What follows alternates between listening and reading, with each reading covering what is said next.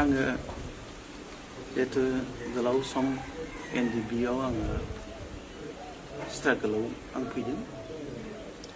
जिहेतु आंनि सिगां फार्स्ट हाबनायानो 1992 आङो आफादाव फार्स्ट जयनिं खालामदों बेनिफ्राय आङो जयनिं खालामखांनायनि उनावहाय जिहेतु आङो जे ओंखारलांदों जिहेतु बर' माहारिनि जिहेतु माखासे बहुद गोदोसोनाय दिनै जोंनि हावनो जों मालाय आरो दिनै जोंखौ जिहेतु अपारेशन साप्रेसन कलनाइजेसन जों बेफोरनिफ्राय रैखा मोननो थाखाय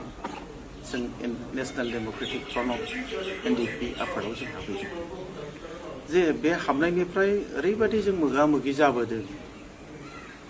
बेखौ माने बुंनो थाखाय बिराद गोलाव सम नांगौ जिहेतु जोङो आंनि लाइफआव आं 34 इयार्स जायाखै जिहेतु आंनि स्ट्रागोलाव आङो 29 माने जिहेतु आं स्ट्रागोलाव दंमोन आरो फार्स्ट टु लास्ट 29 इयार्स ओरैनो आफार हिसाबै 34 इयार्स जाबाय बेनिफ्राय जे आङो आफादाव ओरैबायदि रल लाबोनो गोनां जादों जिहेतु माने जिहेतु बुंनो थाङोब्ला वेस्टार्न कामानाव एनडिपिआ जों 6 जनल'मोन 6 जनाव बुंनो थाङोब्ला बे आंनि मोनसे हिस्ट्रि बायदि जाहैदों 6 जनाव ओरैनो 3आथ' माने एनिमिजों थैनाय जादों ओरै 2या रिटायार लानानै थादों फिजिकेलि उइकनेस रिटायार लानानै थादों बेनिफ्राय वेस्टार्न हिसाबै जिहेतु मस्ट अफ दा माने सासे आं सिनियर हिसाबै आं सिला हिसाबै दंमोन आरो बेनिफ्राय लासै लासै जोंनि बे वेस्टार्नावबो जों वेस्टार्नखौ जों माबानिफ्राय लायो मानासनिफ्राय जोङो ओरै लायो दा जों मानासनिफ्राय लायो जों बेवहाय आङो सासे सिनियर जानानै दंमोन आरो जिहेतु आङो आफाद सालायनायाव ओरैबायदि खस्थ' मोनबोदों जे आङो 5 बोसोर न'आव फैनो हायाखै 5 बोसोर जे खुनु माने बिमा बिफा बा बिदा फंबायजों मोनसे खुनु नुलायाखै आरो फैनोबो हायाखै जिहेतु जोंहा आङो अबस्से बिफा थैनायखौबो आं नुवाखै जिहेतु आङो जिहेतु सासे रिभलिउसनारि अर्गानाइजेसन हिसाबै आं बाहेरा कान्ट्रियाव दंमोन आं नुनो मोनाखै बेनिफ्राय आंहा फंबाय सासे उन्दै दंमोन बिब' सासे बिनानाव सासे खिन्थु जे जोंना ओरैबायदि मोनसे ट्रेजेडि जोंनि न'खरा जिहेतु आगोलाव बर'नि गेजेरावबो माने एसे एना एनि माने बुजिलायनाय गोरोन्थियाव बिदिनो डिस्ट्रय न' बांफ्रा जादों आरो सेकेन्ड टाइमबो जाबावदों थार्ड टाइमाव जिहेतु गभर्नमेन्टनिफ्रायबो जे जों आं सासे अनटेड हिसाबै जोंनि न'खौ सावनानै गालांदों बेबायदि मोनसे बिराद मोनसे माने ट्रेजेडि लाइफ बेजों फैदों बेनिफ्राय फैनानै बिमा बिफाजोंथ' आंहा जेबो सम्पर्क गैला बिब' बिनानावजों जेबो सम्पर्क गैला रिलेटिभजों जेबो सम्पर्क गैला बेबायदि मोनसे जोंनि थांखियानो बेल'मोन जे जोंनि थांखिया मोनसेल' एम जे बर'फोरखौ जों माबोरै उदां खालामनो हागोन मालायनि गादबनाय मालायनिफ्राय नासयनाय मालायनि जिथु जे सोबख'नाय बेफोरनिफ्राय माबोरै उदां खालामनो हागोन जोंनि थांखिया बेल' जोङो बर' माहारिनि थाखाय जे जों साननाय दङ जोङो बर' जाथिनि थाखाय जों मावगोन आरो बर' जाथिनि थाखाय जों थैगोन आरो बर' जाथिया जोंनि थाखाय दा थैथों जों बे मथ'खौ जों गायनानै जों थांबाय थादों आरो फैनानै आंनि लाइफआव जिहेतु आं बाहेरायाव गोबाव माने बोसोर फैनानै जे आङो भुटानाव आं थाफैदों भुटानाव थानानै जिहेतु आं सासे कामान्डार हिसाबै आं थादों बे कामान्डार हिसाबै बेवहाय ओरैबायदि अबस्था जिहेतु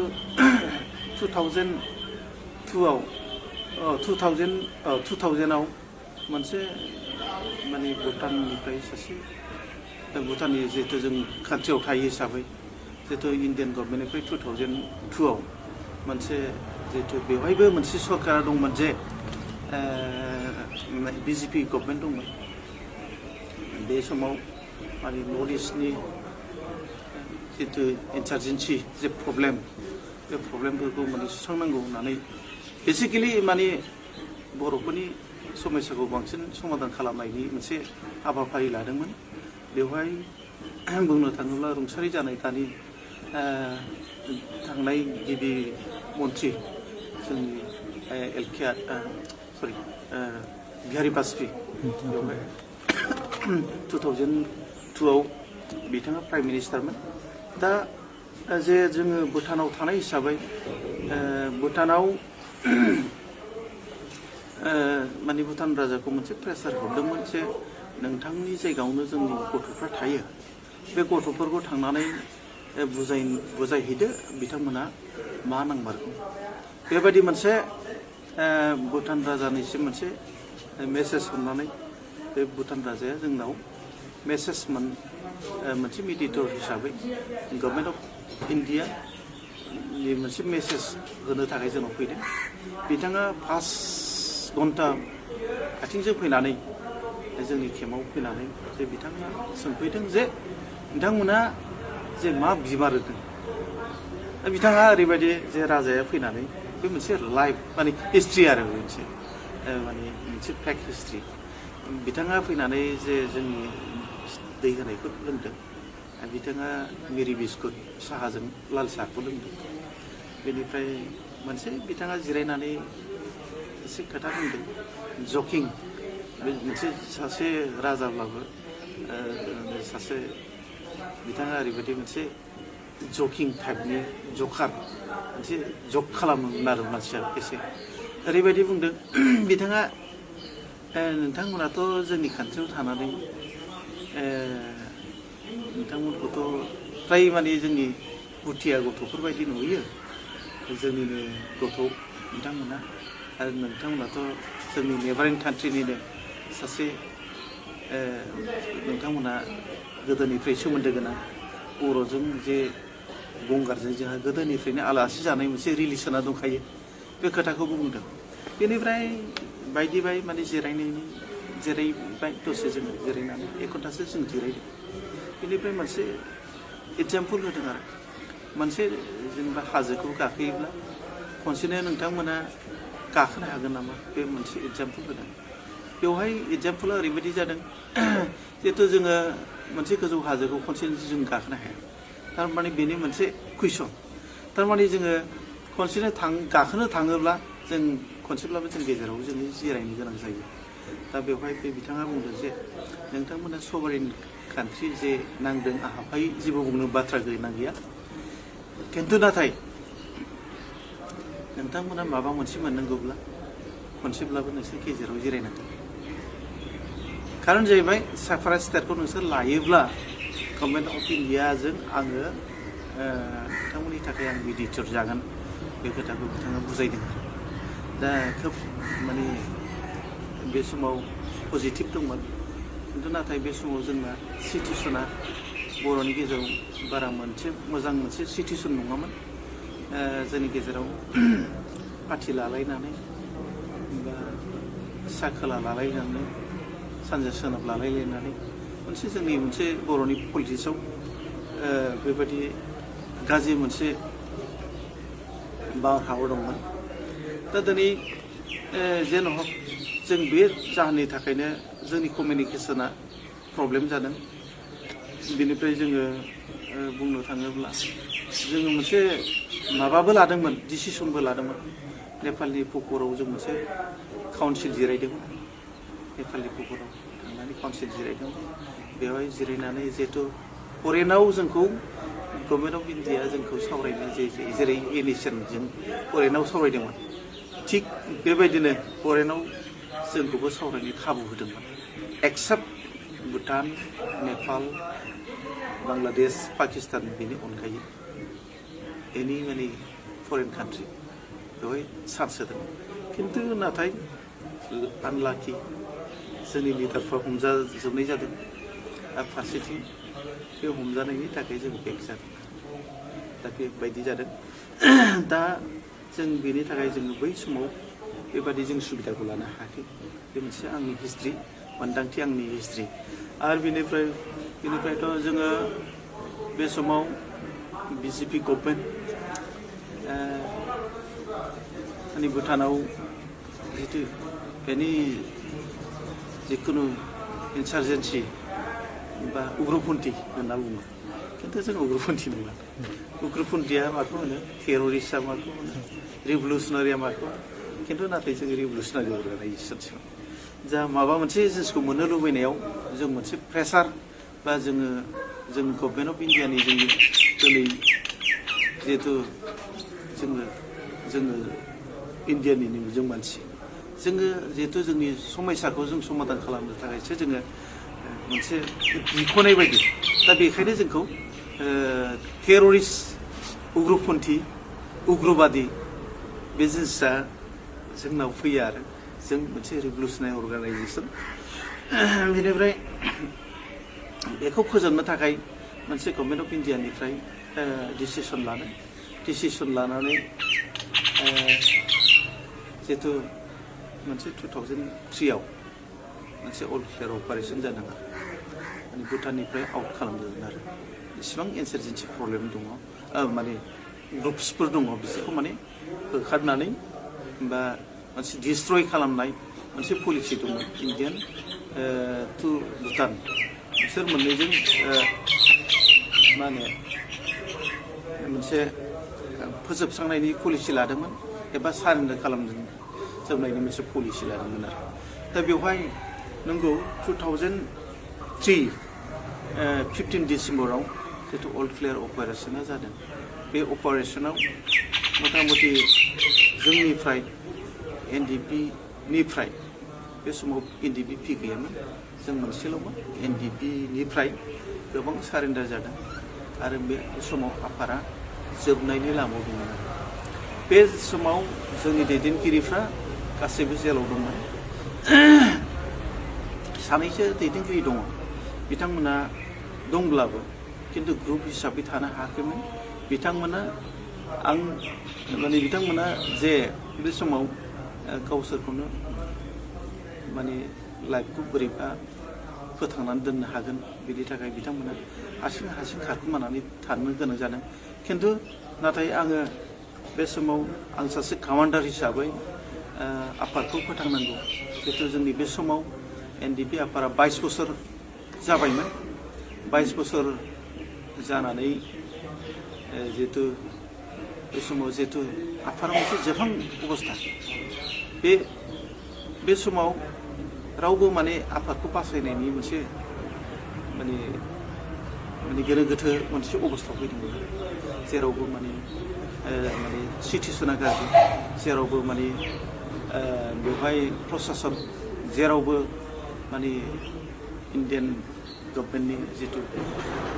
आर्मि माने जेरावबो माने हाग्राफ्राव भुटान सेर आरो जे जायगायाव जों थाथावना बे जायगाफ्राव माने बेबायदि मोनसे बिराद प्रब्लेम जाबोदोंमोन आरो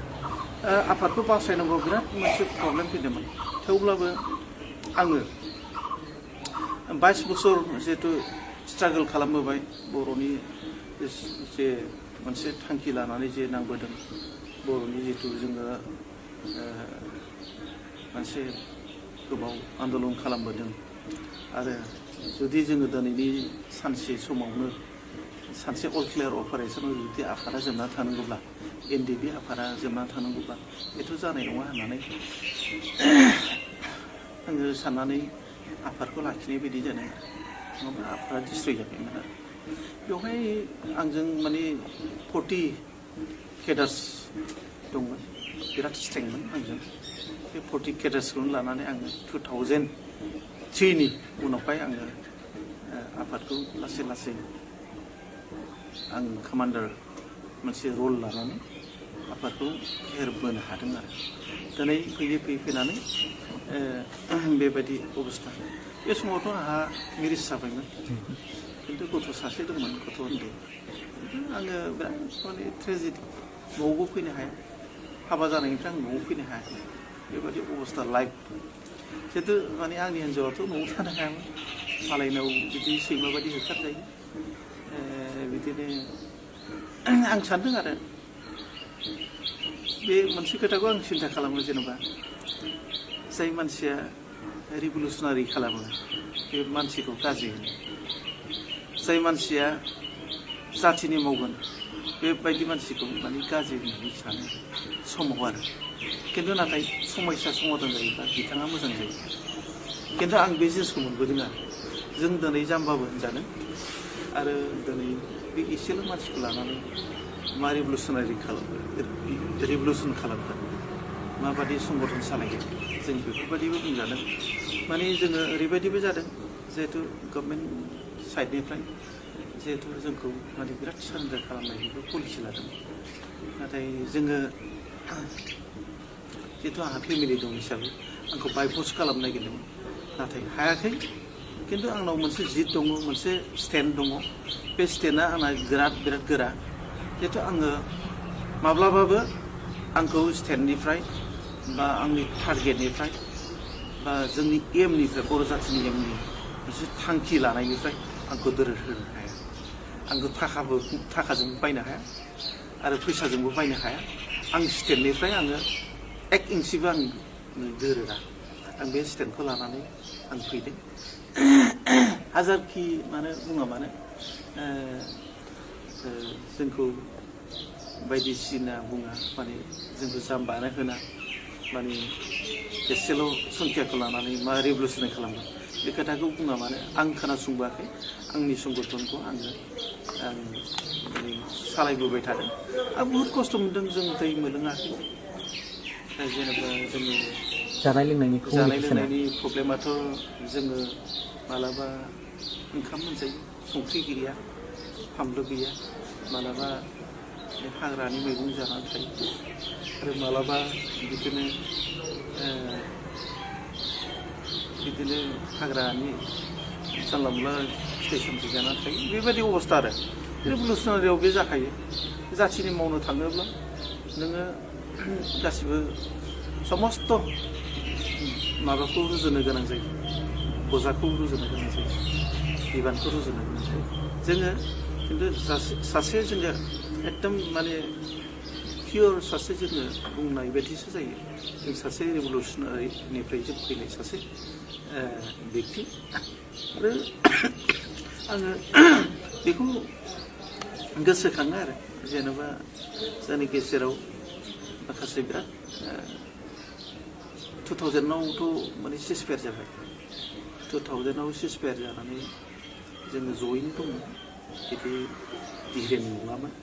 बिदि सावरायग्रा गैयामोन बिदि आर गैयामोन सोरबा बिदि गबिन्द पि गैयामोन जों एखेमोन खिन्थु 2005आव सिसफायार जानायाव जों जयैनो दंमोन दिनै धिरेनाथ' माने स्किम जेराव दंमोन बिथाङा 6 बोसोर बेखौथ' बिथांखौथ' जों बख'नानै लायनाय बायदि जादों सिसफायाराव फैनानै गबिन्द साराबोथ' जेलावसो दंमोन माने जेला गभर्नमेन्टजों जे इउनिलिटारि सिसफायार होदों बेनि उनावसो बिथाङा गदों बेनिफ्राय माने मथा मथि माने लिडारफ्रानो गैयामोन दा बेबायदि अबस्था